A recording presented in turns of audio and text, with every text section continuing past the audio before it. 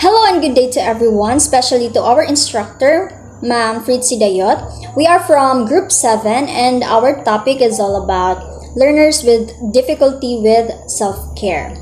So before we proceed to our discussion, let me present to you our objectives. First, define self-care and learn its importance to the students. Second, know the effective approaches in teaching students with self-care difficulty. And third, understand the effectiveness of task analysis. So, let us know first what is the definition of self-care. So, self-care is any activities that we do deliberately in order to take care of our mental, physical, and emotional health, according to psychcentra.com. So from Psychology Dictionary, these are our activities in looking after ourselves. The process of looking after oneself, avoiding all threats and issues that may make a person face irritable and uncomfortable circumstances. So here, self-care also often refers to a person's capacity to perform daily living activities or specific to body care, such as the following skills. We have here washing oneself, brushing teeth, combing, trimming nails, toileting, dressing, eating, drinking, and looking after one's health. So while these are typically supported by adults in young children, it is expected that children develop independence in this as much as they mature. So on the other hand, children with additional needs may struggle with basic activities on daily living. And oftentimes, such students are those moderate to severe cognitive deficits, including individuals with intellectual disability or intellectual development disorder, or as what we call IDD or ID. So what is intellectual disability or intellectual developmental disorder, or what we call ID or IDD? So here's the definition. It is a developmental disorder that includes deficits in intellectual and adaptive functioning across domains of conceptual, social, and practical that occur during the developmental period. So to be diagnosed with IDD or ID, a student must have deficits in both cognitive and adaptive domains, and children with Down syndrome with a moderate to severe disability may also have problems with self-care.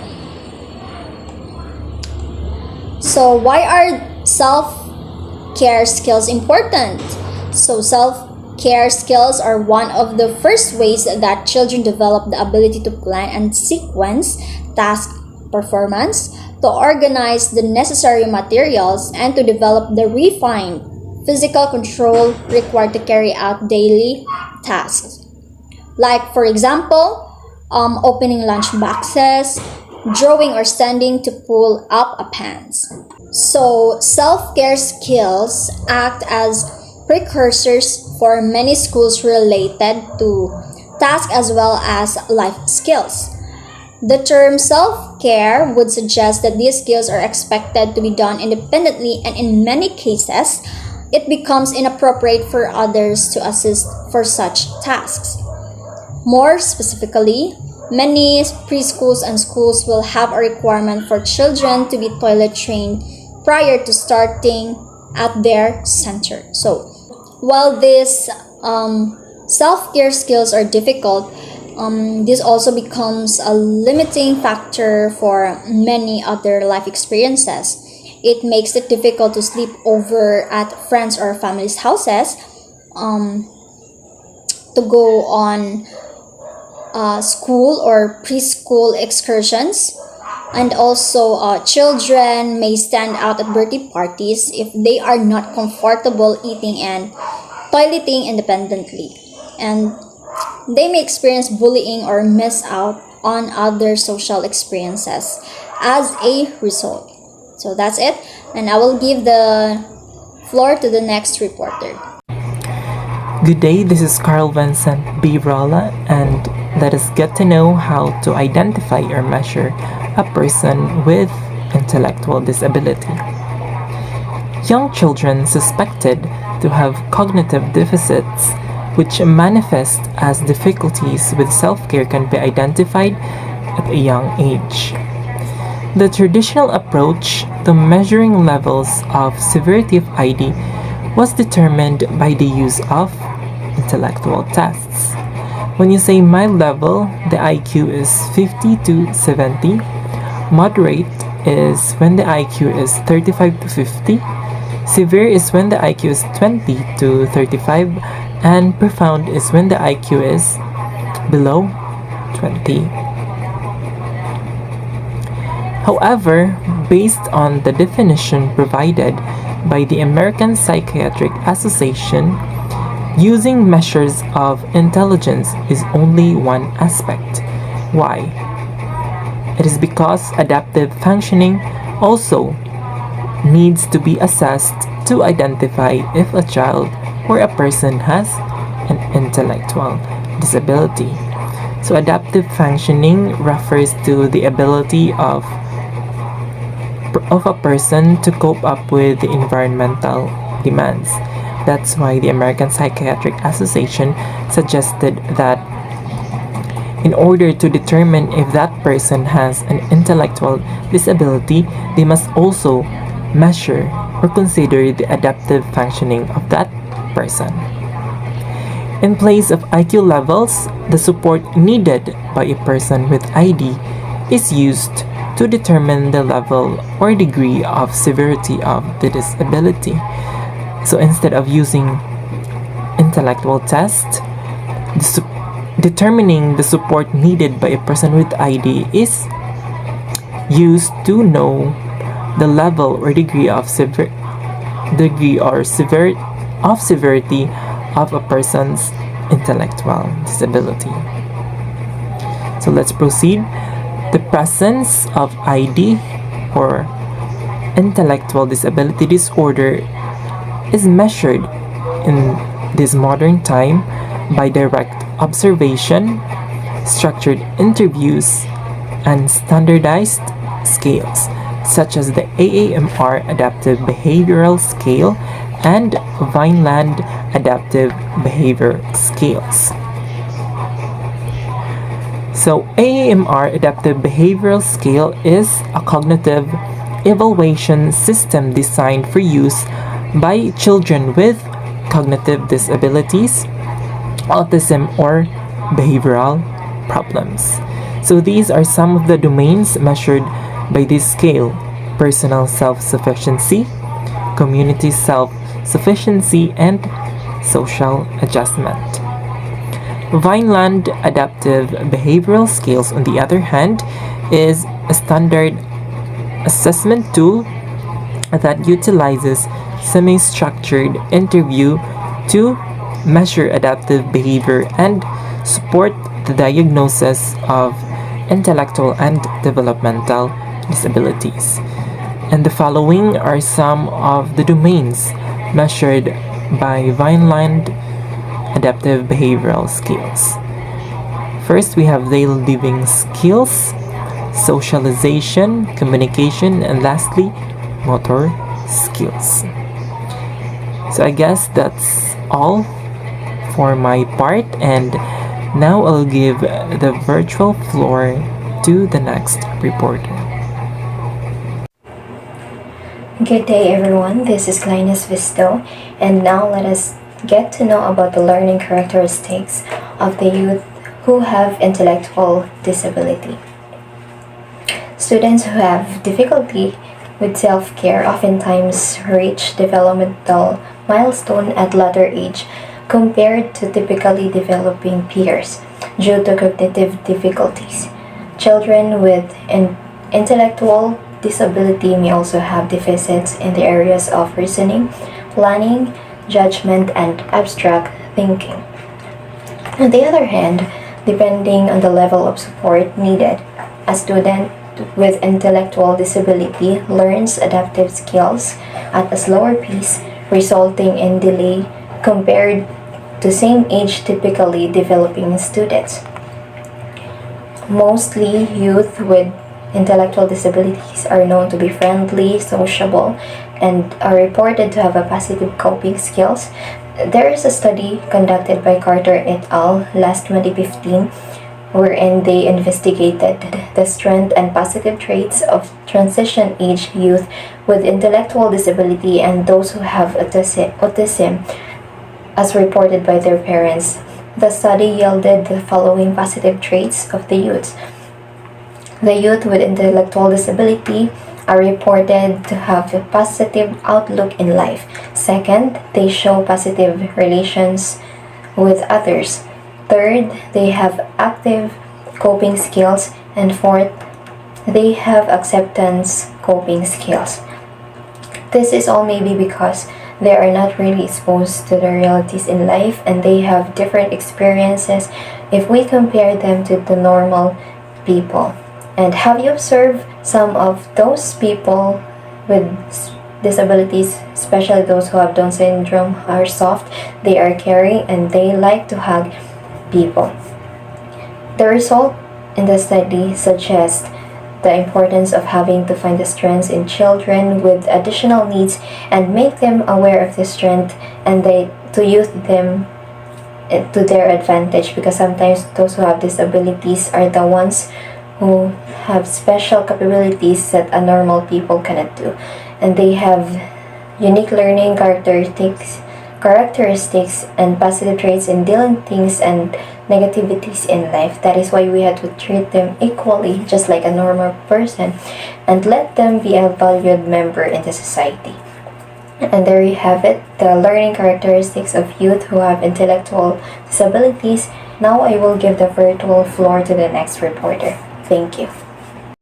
Good afternoon, everyone. I am Gil Manikbala, and I will report the general educational adaptations.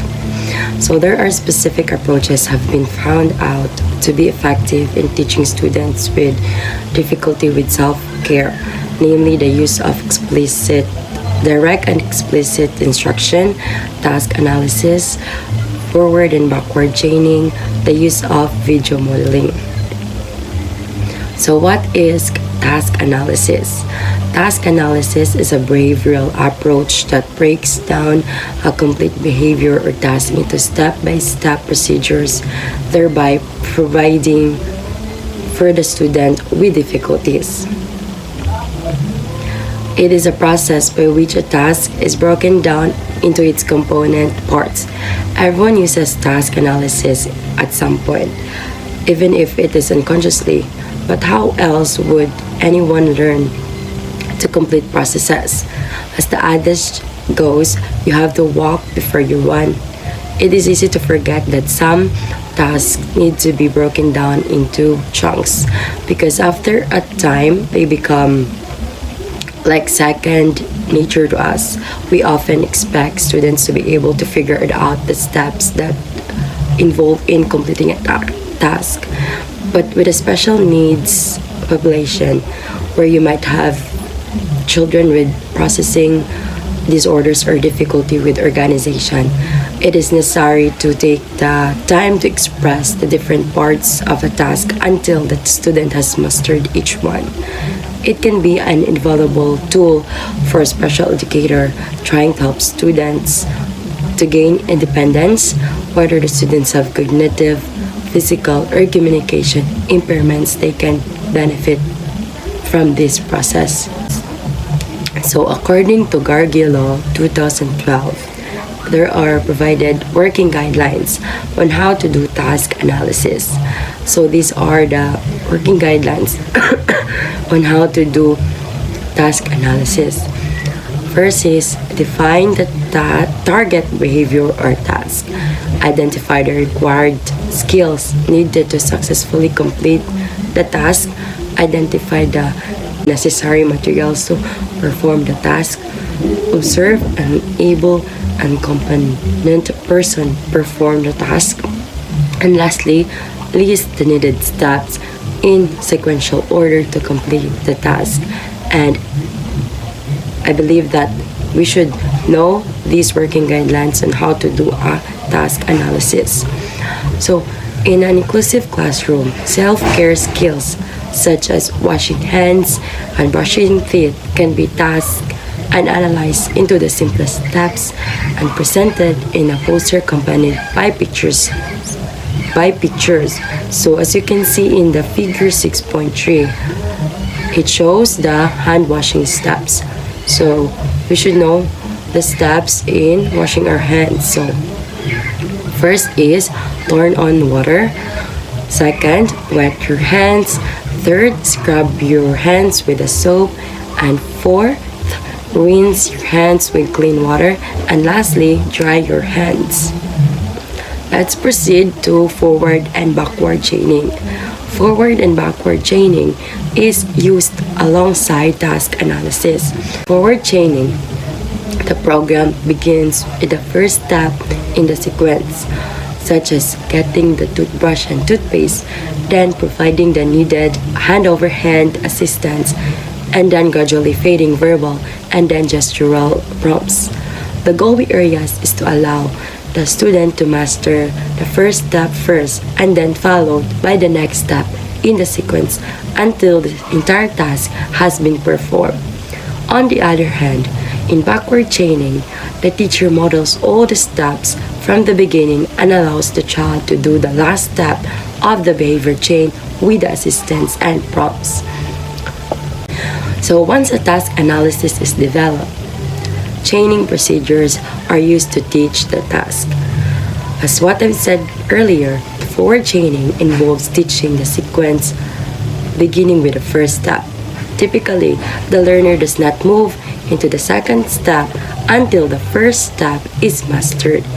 So in backward chaining, the sequence is taught beginning with the last step, and again, the previous step is not taught until the final step is learned. So one final strategy is total task teaching. Using this strategy, the entire skills is taught and support is provided or recommendations made for steps that are problematic. Each of these strategies has benefits. So in forward chaining, the individual learns the logical sequence of a task from beginning to end. In backward chaining, the individual immediately understands the benefit of performing the task.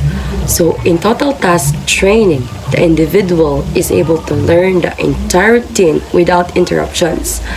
In addition, they are able to independently complete any steps that have been previously mastered. So that's all for my topic, and thank you everyone. Continuation of what Gail has reported, so the use of video-based intervention, including video modeling and video prompting for teaching daily living skills such as brushing their teeth, setting a table, washing dishes, and etc., has been found effective for learners with intellectual and learning difficulties. So that is according to Rayner of 2011, Bellany and Akulian cited in Howard of 2013. So in video self-modeling, a student watches a video of himself or herself performing a task. So in video prompting, each step is shown in a video, which the student imitates before the next step has been shown. So this is helpful as the student can access the video anytime, replay it as often as needed to develop independence. So it is also applicable to us since we are already in the 21st century and that we are having our online classes. So when our teachers would be able to send us some recorded videos of their discussions, we can access it anytime and we will be able to replay it if we have something that we do not understand yet. So until we can grasp the main idea and the point of the lesson, we can replay it over and over again. So that is a very great help for us and is a much great help for those learners with intellectual and learning difficulties. So, in summary, This chapter has presented important definitions, identification and assessment, learning characteristics, and general educational adaptations for learners with additional needs, namely seeing, hearing, communicating, walking and moving and focusing, and of course, self care. So, you have learned the different disability labels that are associated with the difficulties, their challenges in learning educational adaptations in the form of accommodation. While awareness and understanding of their disability and needs are essential, as educators supportive of inclusive education, it is of utmost importance that we see learners with additional needs beyond their difficulties to enable them to explore and use their range of strengths and abilities, as well as provide opportunities for them to succeed and flourish in their own positive niches. So that is also a challenge for us educators to be flexible, to see beyond the margins, to see what is being oblivious. So for us to understand that there are different levels of capacities when it comes to learners, that there are different styles, there are different endeavors or different fields that they excel, and that it is our duty for us to let them develop and discover themselves, to uncover what is being hidden in them for a very long time, to encourage them and to shape and mold themselves to become a better person and to lead a beautiful and fulfilling life. Thank you so much for listening. So this is my group members. These are my group members. Divine Grace Stadle, Miss Glyna Savisto, Mr. Carl Vincent Verola, Miss Gail Monique Valle, and yours truly, Trisha Rafasada Tadad. Thank you so much for listening and have a great day.